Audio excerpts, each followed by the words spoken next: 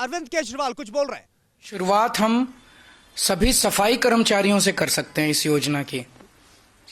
NDMC के सफाई कर्मचारी हैं और नगर निगम के सफाई कर्मचारी हैं, और एनडीएमसी के और दिल्ली नगर निगम के जो सफाई कर्मचारी हैं, इन लोगों से इस योजना की शुरुआत की जाए, जिसके तहत केंद्र सरकार जमीन दे, दिल्ली सरकार उस पर घर बनवा दे, और सभी सफाई कर्मचारी आखिरी के अपने कुछ सालों में अपनी तनख्वाह में से उसकी किस्तें कटवा के, और जब तक रिटायर हों तो रिटायरमेंट में उनके लिए एक सम्मानजनक जीवन जीने के लिए घर उन लोगों को मिल जाए।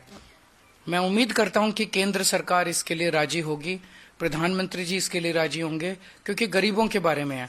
तो पहले सफाई कर्मचारियों से इसकी शुरुआत करते हैं। एक बार ये शुरू हो गई स्कीम तो फिर अन्य कर्मचारी, सरकारी कर्मचारियों के लिए भी इसको लागू किया जा सकता है।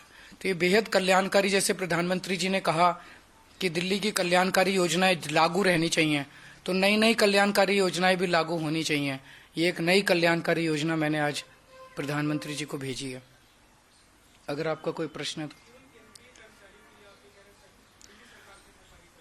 तो अभी सफाई कर्मचारियों से शुरुआत की है। दिल्ली नगर निगम और एनडीएमसी, इनके जितने सफाई कर्मचारी हैं, इन लोगों के लिए एक हाउसिंग स्कीम बनाई जाए। इस हाउसिंग स्कीम में जो केंद्र सरकार जमीन दे दे, दिल्ली सरकार उस पे उनके घर बनवा देगी, बिल्डिंग्स बनवा देगी, और ये अपना नौकरी में रहते रहते किस्तें देके मालिक बन जाएंगे, और रिटायरमेंट के बाद ये वहां उस मकान में शिफ्ट हो जाएंगे। ये स्कीम है।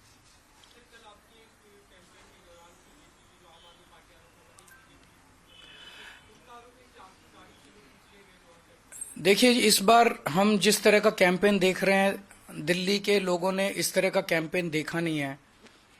इस तरह की हिंसा आज तक दिल्ली के लोगों ने देखी नहीं है, जिसमें एक पूर्व मुख्यमंत्री के ऊपर कातिलाना हमला करने की कोशिश की जाए।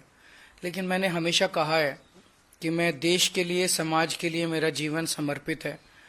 वो अपने वो इसी तरह से, वो हार रहे हैं बुरी तरह से, वो इसी तरह से चुनाव लड़ना जानते हैं, वो इस तरह से अपनी कैंपेनिंग करें।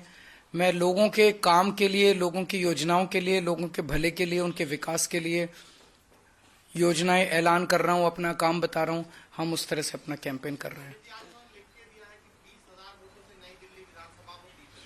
लिख के देने दो, वो अभी थोड़े दिन उनको उसमें जीने दो, सपने में जीने दो, कोई हर्ज नहीं है।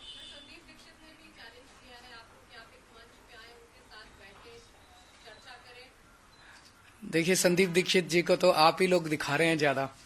वो भी मुझे बताया गया, ऊपर से फोन आता है कि संदीप दीक्षित को दिखाओ, संदीप दीक्षित को दिखाओ। तो भाजपा को इस बार कांग्रेस का सहारा है इस चुनाव में।